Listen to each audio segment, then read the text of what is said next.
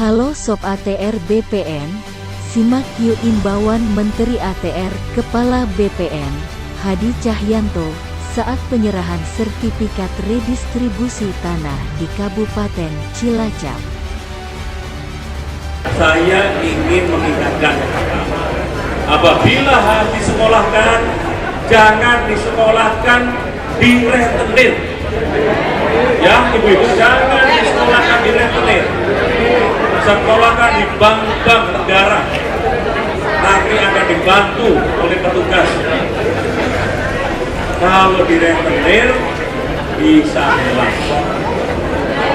Yang kedua, saya ingin katakan, karena sertifikat ini sudah memiliki nilai yang tinggi, maka setelah sampai rumah difotokopi.